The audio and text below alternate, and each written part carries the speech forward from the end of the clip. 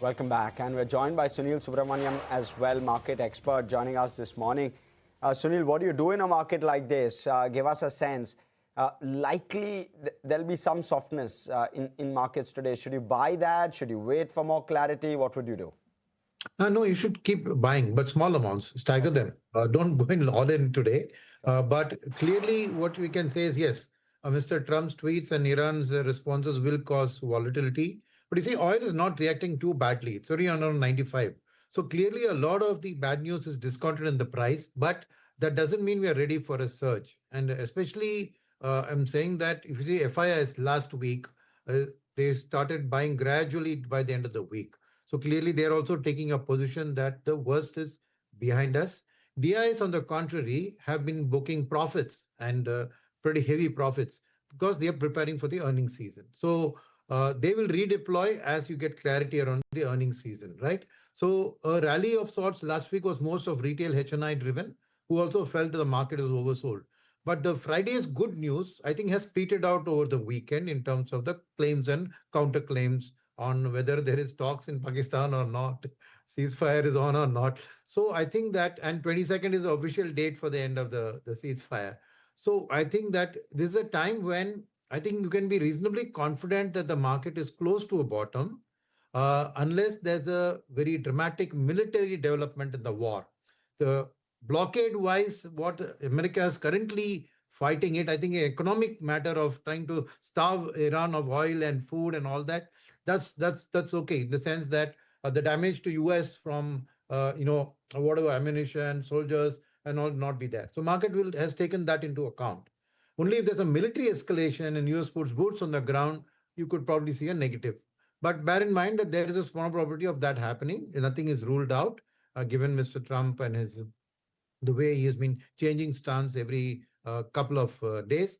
I would say that given this, that there is DIS building up firepower to buy in the earnings season, they will come in and support it at some stage when there is clarity. So right now, since they wouldn't be fully supporting, FIs have just started coming in. Right. It's the time to accumulate. Absolutely. Just as, Right. Sunil, I wanted to talk about ICICI Bank and HDFC Bank. And now that both the majors have reported and largely been a beat broadly on all counts, despite global headwinds, I wanted to understand, does this Q4 now meaningfully change the tilt back to private banks? And out of ICICI Bank and HDFC Bank, which one do you favor? So I would not like to speak stock specific. Sure. But I'll talk about the earnings itself. Yes, they beat guidance and they were good. But also you got to look at the fact that there is definitely pressure on deposits. That's clearly seen because while HDFC had a good deposit growth, it's come at a higher cost and the NIMs are slightly under pressure. So to that extent. Second is the good news from both the results are the fact that credit is picking up, especially in the SME and the business banking side. So which means it's good news for the overall economy. And that augurs well that if this is replicated across the curve, then you will see good economic growth following. Part of this credit growth could be due to higher working capital requirements because oil has surged a lot and most companies who use oil and all that need more working capital now. So that could explain it, but it's a good indicator for the economy. But again, another good news from both the results is the NPA levels are fairly quite low levels and indicates that corporate health is good. So a lot of good reads for the economy from these results. And finally, because of the deposit pressure, you can actually say, I'm going to say something a little bit controversial, that actually whether RBI does a rate hike or not, banks are going to do rate hikes in the economy because they have to hike deposit rates to keep up with the credit requirement, and naturally lending rates also will sit up because the balance is on the favor of banks because people are borrowing more. So yes, to find your question in terms of will this mean that good news for private banks and this? Yes, because it's a summer, consumer durable sales like air conditioners and refrigerators should pick up, which are all essentially EMI driven, and just not private banks, even NBFCs of this would be able to pick up this slack. And the GST cuts, mind you, have not yet played out in consumer rules. This summer is the key. So yeah, I would say that definitely their loan book growth should be good in this quarter. The NPA levels are quite comfortable and deposit rates will go up and lending rates will go up, but I don't think the economy is sensitive to that. So effectively, banks are doing a round of rate hikes and not waiting for RBI. Sunil, we've seen a nearly 2,000-point rally from the recent bottom. Do you think that from here on, the market are going to look at the earnings very carefully before pushing the index up? Is that for me? Yes. Yeah, no, definitely market will, especially DIS, will look at the earnings before taking a call on which sectors to back. And this earnings season is very important for 3 or 4 reasons. So first is that this quarterly earnings really doesn't matter. The reason I say that is everybody knows there's a month's impact of the oil price on a lot of companies and sectors. Analysts would have analyzed it threadbare to death, and they will have a good sense of the consensus of what the impact is likely to be on company-wise. So actual QOQ earnings drop or even YOV drop market would have factored in, and not so it will discount that. But the guidance for the future quarters and for the year is important. Why? Because it's the beginning of the financial year. You will re-arrive at your market index consensus EPS estimates for the next year. So the 1 year forward PE will get readjusted as the earning position goes. So that's the second. The third, like I said, what's the commentary like? How are they looking at the further continuing impact of war? Are they going to face margin pressure and try to boost sales, or are they going to protect margins and not worry about sales? So each company's sector, that knowledge is important. And finally, private credit, the capex expansion. What are plans of companies around that? In terms of, especially for example, auto, the good boom in auto sales. So are they going to be expanding capacities and those kind of a news flow, because private capex could be the next driver for the economy in the shorter term. So very important earnings seasons from that perspective. So I would expect that both FIs and DIs would closely watch it and make their next move sector-wise, company-wise, only when you have a significant portion of the bellwethers in each sector having reported, and they get a kind of feel for how it's going to look. ICICI Bank, HDFC Bank, what's the tilt towards? Yeah, towards ICICI Bank, I think so far in the last, 3 weeks approximately, ICICI Bank has done reasonably well. The stock has managed to climb back from that 1200, sub 1200 mark towards 1350-ish kind of a levels where it closed on Friday. So that's the one which is looking fairly better as compared to HDFC Bank, which has just rallied from 750 levels thereabouts towards 800, 820 kind of a range on the upside. So I think looking at this relatively, ICICI Bank seems to be a more stronger stock. And I think also, if I'm not wrong, on the daily charts, the stock on Friday managed to come back above its 50-day moving average. That's another positive for the stock in the near term. Kunal, if you look at HDFC Bank futures, roughly 23,000 odd crores of open interest position there. The numbers were very lukewarm for HDFC Bank. How do you think investors should look at that today? So generally, a very high open interest built up is more considered to be on the short side, but whether it's on the options, whether it's on the futures side. So which means we'll have to take this as a tale that maybe market participants were not expecting anything big, positive for the stock, and since it's delivered maybe at par or below par expectations, there could be a possibility that the stock may fall. And what will happen now is that once the stock starts to fall, the open interest will start to unwind, because traders who would have shorted the stock at slightly higher levels, they will start to cover their positions. One of the underperformers, viewers, over the last maybe since the 30th of March is surely Pharma. It's one of those which has just not picked up steam despite the markets doing very well for themselves. Kunal, your take on Pharma, would you continue to stay away from a technical standpoint? Yeah, absolutely. I mean, you don't have to bank on every sector at a point when the sector is in an underperforming zone. And I think looking at the large cap names, the likes of Sun Pharma, in fact, on the daily charts, has actually given us a sell kind of an indication on the short-term time frame. So that indicates that the weakness which is there from the pharma major, that will likely continue. You look at the underperformance which is there with the likes of Cipla, that's still hurting the sector overall.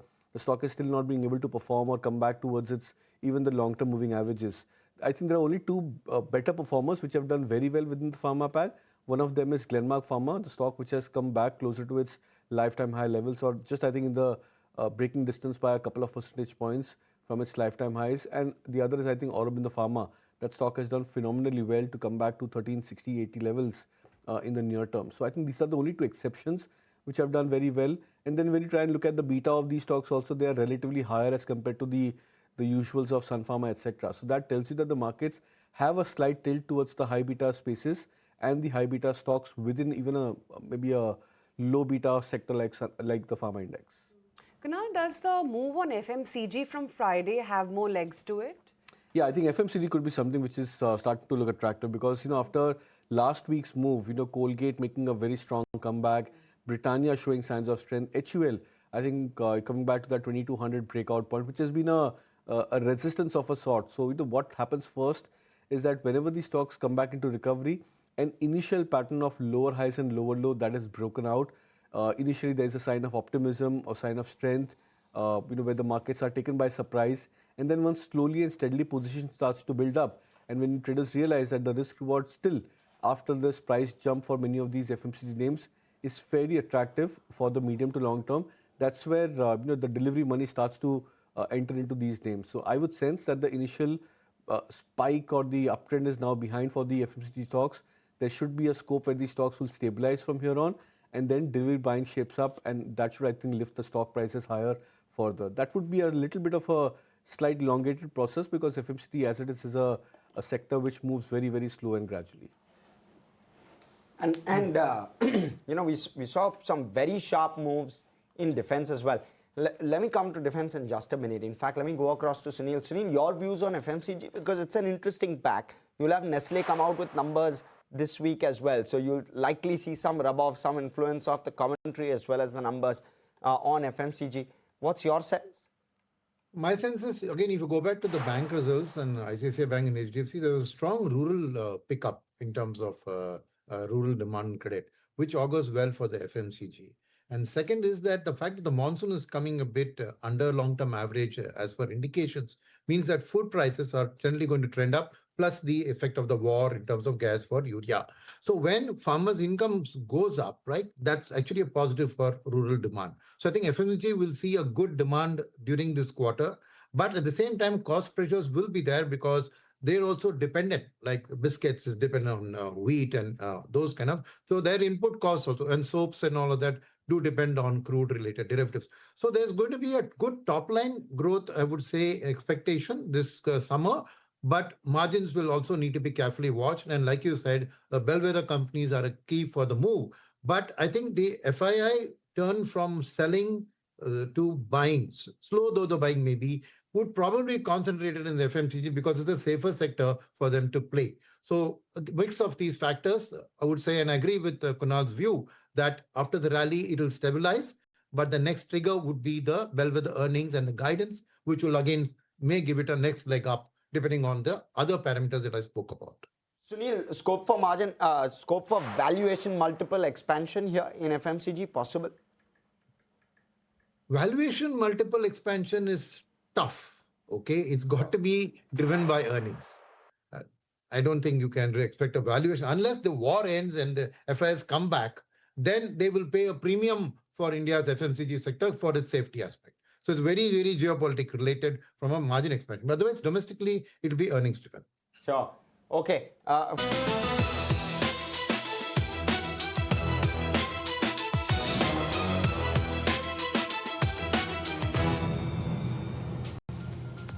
Back with the market right here on 18. I just want to check in on what Asia is up to because oil futures definitely are seeing a bit of a spike up.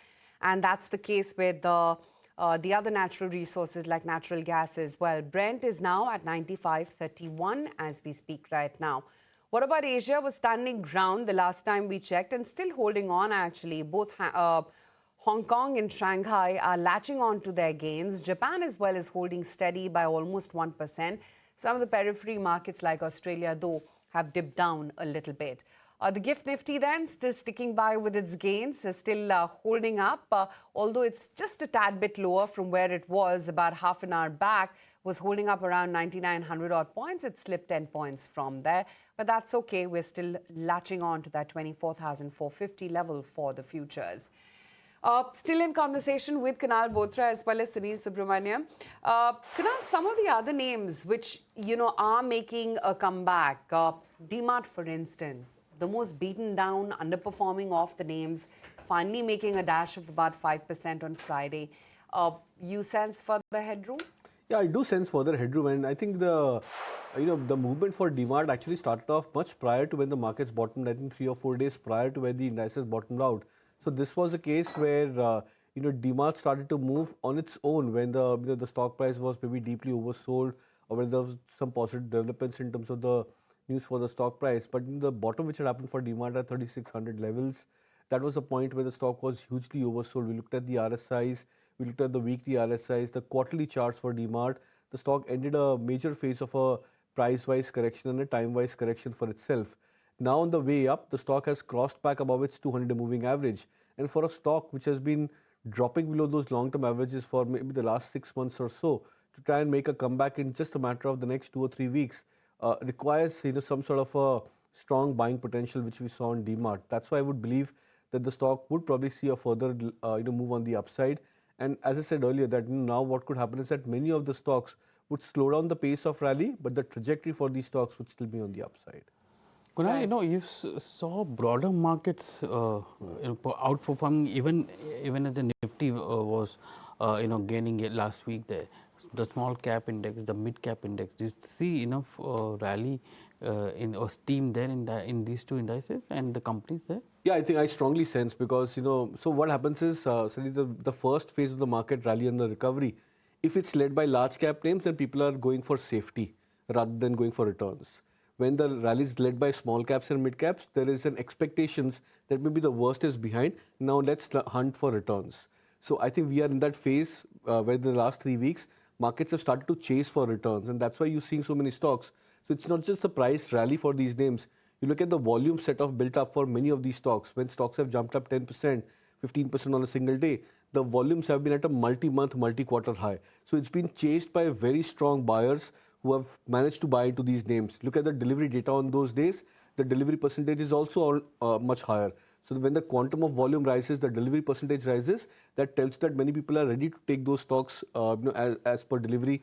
And that's another positive for many of these names, many of the stocks. So I would sense that we are in that phase where small caps and mid caps would continue to outperform. Even if the indices flatten out, like the small cap, mid caps, they flatten out as an indices, there would still be a lot of mid caps and small caps that would keep on being in the hunt, at least in terms of buyers. Okay. That really seems to be the buzz. Kunal, any new trading ideas here? Yeah, I think, so we were discussing BEL extensively, that's a stock which has done very well. Other than BEL, I think HL is also now trying to come back into the breakout mode. The stock has done phenomenally well to come back to 4,000 plus levels, from a point when the stock was at 3,300 odd, almost like a 20% plus kind of recovery. I think it's just phenomenal for a stock like HAL. So that's another name which is looking attractive. You're looking at Mazagon Dock, that's another stock which has confirmed breakout for itself, crossing about the 2,500 plus levels initially and then moving towards 2640 mark. BDL, Bharat Dynamics, is something which has been a lot more consistent. Apparently in this leg, BDL has underperformed many of its other peers, but that's another stock to look out for. Sunil, what's your take on the defense stocks? There has been a decent rally for many of them, and the kind of opportunity that the current geopolitical scenario is throwing up with new systems and new weapons, requirements, which is now coming in. How do you see some of the defense stocks? See, I think that because the retail has driven this rally, and Kunal was just discussing in terms of large cap, mid cap. So clearly, is the retail HNI thing which has driven this rally, and their defense is clearly a favorite for them. So in the short run, there should be a very bullish trend purely based on the overall geopolitical scenario and expectation that defense companies would benefit. But I would say that when the earning season pans out, you will see some profit booking, and defense would be an ideal place where DIIs would book profits to generate cash. So expect some near-term volatility, but with a bullish trend. But in a medium term, I would still say it's a good sector to hold on. My only thing is that compared to the private sector and public sector, I would favor the private sector because the new age weaponry, the drones and the UAVs, I think the private sector clearly has a lead there. So if you're taking a medium-term view, I would say tilt your portfolio towards the private sector defense play a little more compared to the PSU. The PSUs are essentially driven by a sentiment kind of a thing, and they're still old world ammunition, old world artillery, and all of that. So just that, from my perspective, I would prefer the private sector. But like I said, you should have a medium-term view because in the short run, while the war uncertainty is there, defense will have a strong tailwind. But profit booking, it will probably be the first thing on which you'll go and pick the ripe mangoes. Okay. On that note, Sunil, great to have you on the show. We'll let you go. Thank you so much for your time today.